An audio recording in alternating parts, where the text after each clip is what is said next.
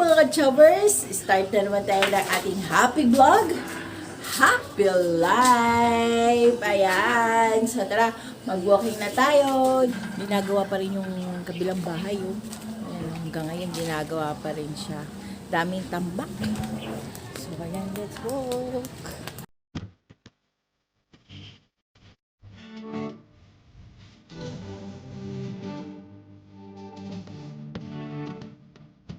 Ayan, maglalakad na tayo ulit guys. Grabe, hindi ako nakapag-vlog kahapon kasi umaga pa lang umalis na ako. Kasi ang lola nyo nag-a-apply ng trabaho para sa ekonomiya. Hindi, para naman makatulong tayo sa financial na medication ni Rick. So, nag-apply ang lola nyo kahapon. And then, medyo hindi tayo sinuwerte kasi hindi ko tinapos yung final interview ko kasi ang preferred ko kasi talaga na work is work from home dahil hindi tayo pwedeng work on site or sa office kasi nga walang kasama si Rick, hindi po pwede pa siyang iwan kasi nung Thursday mag-walking pa lang kami, mag-start pa lang kami ng walking. Tapos nakita ko hindi pantay yung balikat ni Rick. Medyo naka-slant siya ng ganyan.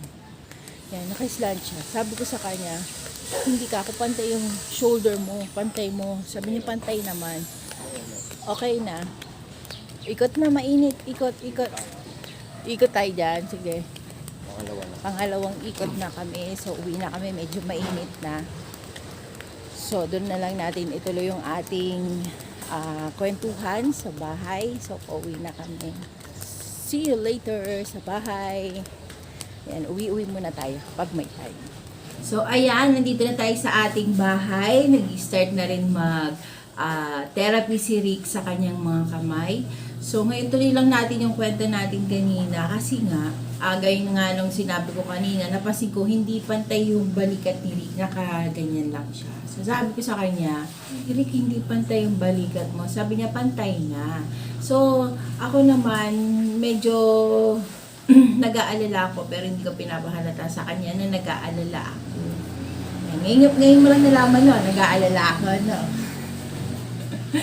Ayan, so, yun nga, habang naglalakad kami, so sabi ko, gawin ko nga ulit yung isang task na dating niyang ginagawa. So, umabot kami doon sa puno ng suha. Tapos sabi ko, pumitas ka ng dahon, o kaya hawakan mo na lang tong purutas na suha, yung maliit na suha pala, bilog pa lang siya.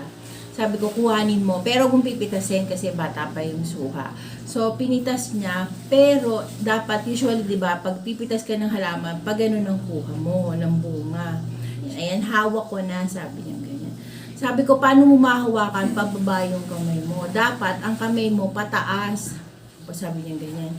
Inutusan ko nga, ayaw nga umangat, sabi niya ganyan. So, yun, hindi niya inangat. So, sabi ko, parang may mali. Then, sabi ko sa kanya, sige, sabi ko, close open mo. Sabi niya, hawak-hawak niya na naman yung kamay niya. Sabi niya, close open mo. Sabi niya, ayan, pino-close open ko na. Hindi niya pa rin close open. Hindi niya nagagalaw yung kamay niya. Sabi ko, may mali.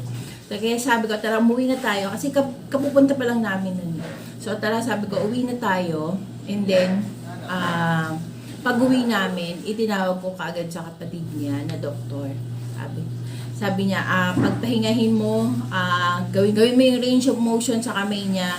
Tapos pagpahingahin mo, kuhanin mo, monitor mo yung BP niya and yung blood sugar niya. So, minonitor ko yung BP niya, okay na may BP niya.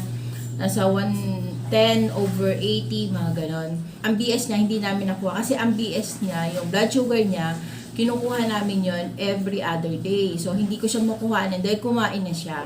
And uminom na rin siya kasi ng mga medication niya. So, for sure, mababa yun. Kasi uminom na siya ng medication niya eh. So, yun. Monitor siya buong maghapon. Okay naman yung vital sign niya. Lahat nagno-normal, walang abnormal sa vital sign niya. Kasi bandang mga 30 minutes lang ba? 30 minutes lang namin ginawa yung range of motion niya, yung mga exercises niya sa mga extremities niya.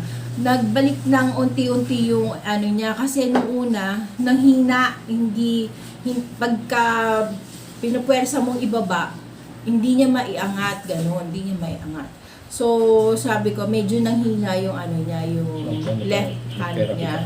Pero yung legs niya, malakas pa rin. So, awa ng Diyos yun, naging okay naman na. Bumalik din naman sa dati. Unti-unti bumalik sa dati. And thank God kasi yung nervous ako, akala ko magkakaroon siya ng third stroke. Yun nga yung iniiwasan natin na magkaroon siya ng third stroke kasi hindi natin masabi, baka hindi kayanin ng katawan niya. So kaya thank God hindi yun nangyari. At saka talagang ang nawala lang talaga yung left hand niya. Grabe, sobrang nervous ko noon. Lahat yung kapatid niya tinawagan ko, nag-pray over kami. O si Christian, sabi ko, Christian, handa mo yung number ng ambulance kasi may standby na ambulance para kay Rick. Kinuha ng kapatid niya. Lalo na ngayon, months, December. Nako, napakahirap maghanap ng taxi kasi mga suplado. So, hindi naman lahat, pero most of suplado talaga. Oo, mapili sila. Minsan makakatsyempo ka, ayaw ng malapit. Minsan ayaw naman ng malayo. Ganon. Tapos pag upo mo pa lang, ayaw ibaba yung metro. Ang gusto nila, magkano binabayad ng ibang tao na malaki, yun din yung ibabayad mo sa kanila. Sila nagsasabi na pag PWD na may discount ka sa taxi, hindi totoo yun. Hindi sila nagbibigay nun ng discount sa taxi. Sabi niya, sige, metro na lang. Ganon ang gagawin nila. Ilang beses ko na-encounter yan. Ewan ko kung sa amin lang yan dito sa sa Fairview. Ewan ko sa ibang lugar kung may mga ganyan taxi driver. Hindi ko nilalahat. Ayan, hindi na nga namin nagamit yung ambulance na naka-standby para kay Dong. And thank God! Tapos nag-pray over kami. Salamat Ate Oxy sa pagpe-pray and sa comfort na binigay mo sa amin, lalong-lalo na kay Rick. Ayan guys, nakakasulat na siya. Kahit pa paano, hindi niya yung nagagawa before, pero ngayon nakakasulat na siya. Hey! Hala, nakakasulit niya siya! Ang galing! Nakita niyo? Nakasulat na siya. Kaya mukha tayong bruha ngayon kasi hagardo tayo kahapon. Medyo maliwanag yung ating background, ayan. Pero hindi pa tayo kinakuha ng Lord. Ayan, maliwanag lang yung ating background. Nagpunta rito nung isang araw nga pala si Ate Oxy and naggawa siya ng, si Maris pala, ayan. Si Maris gumawa sila ng tortillas, tapos ang ginamit na meat is chicken. So meron kasi silang mga tinanggal na laman ng chicken. Ito yung manok, yan, na pinagtanggalan ng laman. So mga buto-buto to, pero may laman pa siya. Mamaya ilalaga ko siya, gagawin ko siyang soup. Kasi may laman pa siya, sayang. Tapos may dinala siya rito na chia flakes na wraps. Ayan, dalawa to, naubos na yung isang wrap. So, masarap siya, chia seed. So, pero may sugar to konti lang naman. 1% lang na sugar. Yung binibili ko kasi, zero sugar, sugar-free siya. Yun nga lang, maliit. Itong malaki. Kaya hindi natatapon yung laman para kay Rick. Kasi yun natatapon yung laman niya. Ito yung giniling na manok na natira ni Maris. Para sa tortillas. Ayan. So, mamaya gagawin ko to na torta para maulam. Kasi pag matagal na siya sa rep, ayaw nang mapansin. So, magagawa tayo ng soup. So, torta and then may sabaw tayo. Lahat sila chicken. So, mamaya samahan niyo ako, magluluto pa tayo. Ayan, naglo-laundry ngayon si Christian. And si Christian, ayan. Ayan, naglo-laundry kasi siya, tignan nyo. Madami siyang labahin ngayon. Ayan, di maingay dito sa amin ngayon. Di gagaya ng isang araw marami nagpupukpukan. Ngayon wala masyado nagpupukpukan kasi nagpipaint na lang yata sila dun sa kabilang bahay. Hindi na kasi bahay ng tita ko yun, iba na may-ari. So, pinapa-renovate. Pero medyo may konting ingay pa rin, pero hindi na siya ganun kalakas. So, ayan, lalabas si Christian. Ayan, maliligo na naman sila. Ayan. Araw ng paliligo. Ayan. Lalaban na naman si Christian. Ayan. Ito yung kanyang mga labahin. Ito, ako maglalaban nito kasi medyo malakas siya magkulay. So, ayokong isama sa damit namin kasi baka magkulay lahat. Sayang. At least yan. malalaban ko siya, i-hand wash ko na lang siya after natin magluto, i-hand wash ko siya. Iintay na naman sila ng mga schedule ng mga ligo nila. Ayan, ito si Flappy. Yan, ito si Honey. Yan. Ito, nag-iintay din to na schedule ng ligo niya, si Mumu. Ayan, yung mga labahay ni Christian. Yan, yung washing. Ayan, si Spotty, tulog sila. Mamaya yan, ako, maliligo yan. Happy na naman, sarap tulog. Oh.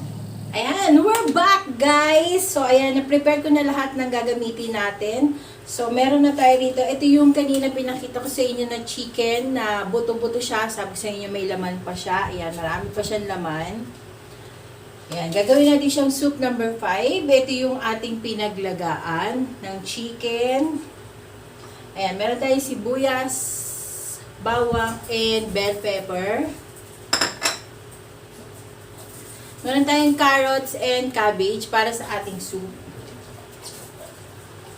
Ayan, may sineparate akong isang cabbage. Gaya na sinabi ko sa inyo, gagawa tayo ng torta. Ito torta natin yung natirang chicken giniling. So, ito torta natin siya gamit ang ating cabbage. Ayan. Meron din tayo rito bell pepper na maliliit lang cut and ang ating sibuyas. Ito yung ating chicken giniling. Yan. Ito yung gagawin nating torta. So, at ito yung ating gagamiting miswa. Ayan. Miswa. Ayan, miswa. Ayan, gagamit tayo ng miswa na magiging noodles natin para sa ating soup. So, samahan nyo ako. Magluto na tayo ng ating lunch with soup number 5. Tara, let's go!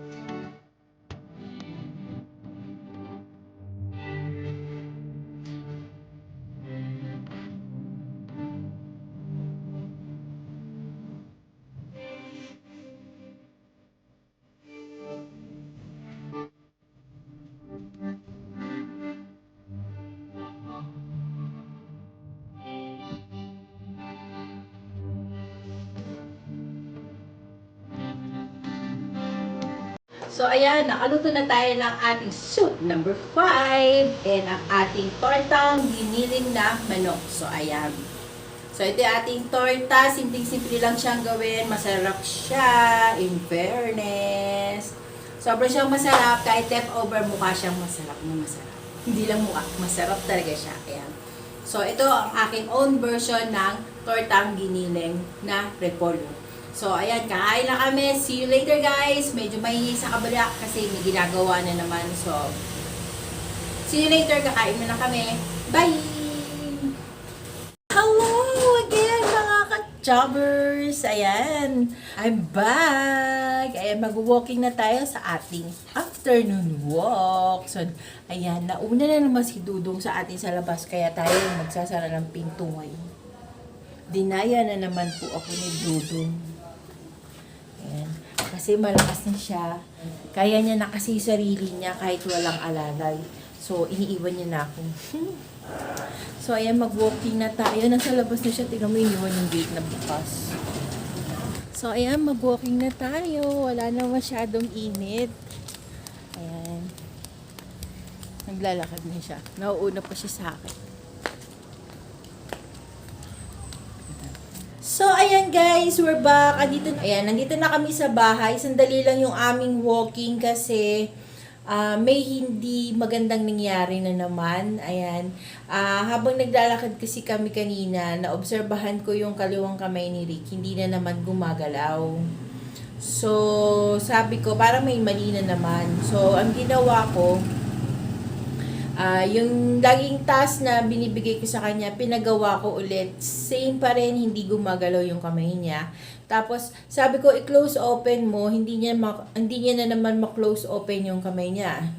So, tapos may pinaaabot ako, medyo hirap siya, inaangat niya. Sinasama niya yung katawan niya sa pag-angat. So, sabi ko, parang may mali. So, balik na lang kami kasi mahirap naman kung doon kami abutin sa labas. So, umuwi muna kami dito sa bahay and then sinabi ko sa kapatid niya yung naramdaman na naman ni Rick na bago. Ayan, sinabi ko sa kapatid niya yung naramdaman na naman ni Rick na bago. So, ngayon, sabi ng kapatid niya, i-exercise lang daw, bawal mo ng mga strenuous na activities, and then exercise, range of motion. So, yun yung ginawa namin, awa ng Diyos, bumalik na naman po sa dati yung kanyang kamay, nakaka-close open na naman siya, and kaya niya na namang humawak.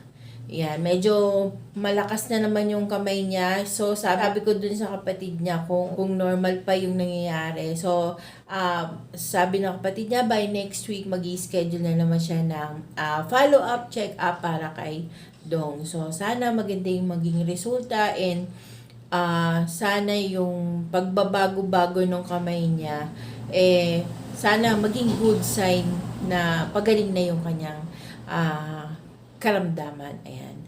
So, sana sama nyo kami sa inyong mga prayer, lalo na si Dong na makarecover yung kamay niya and then maging okay na ulit, hindi na ma-stack up ulit yung kamay niya. So, ngayon, nasa taas siya, nag-range of motion siya, yung meron kasi siya mga ginagamit dun. Gamit dun sa taas na pang hand exercise niya. So, yun ang ginagawa niya ngayon. So, ngayon, bumaba muna ako. So, okay na siya. Bumalik na yung lakas ng kanyang kamay. So, bumaba na ako. Ngayon, iinit ko lang. Meron kasi kunilutong pansit. Medyo madami yung pansit na nailuto natin kagabi. Kasi kagabi, nagpansit lang kami. Dahil nag-crave ako ng pansit. Yung leftover ng ating pansit kagabi. So, iinitin ko lang. Pero hindi ko ito iinitin lahat. Siguro half lang or 1/4 lang. Kasi kami lang ang kakain nito ni Christian. Tapos kay Rick, onting-onti lang. So, ayan, init ko muna siya. Ayan. And na rin natin ang ating vlog for today. Ayan, sana yung nag-enjoy kayo sa aking vlog. And kung hindi ka pa nakaka-subscribe sa aking YouTube channel, please do subscribe to my YouTube channel. Ayan. And hit the bell notification para lagi kang updated once na meron akong bagong upload. So, ayan. Yung mga hindi pa po nakakapag-subscribe, please do subscribe to my YouTube channel. Ayan. Sana maging kabahagi kayo namin ni Rick ng kanyang road to recovery sa kanyang stroke. So, talagang Ang health is wealth, ika nga, di ba? So, ingatan natin ang ating kalusugan, eat well and sleep well, and bawal ma-stress. Ayan. So, hanggang sa muli guys. See you on my next vlog. Bye!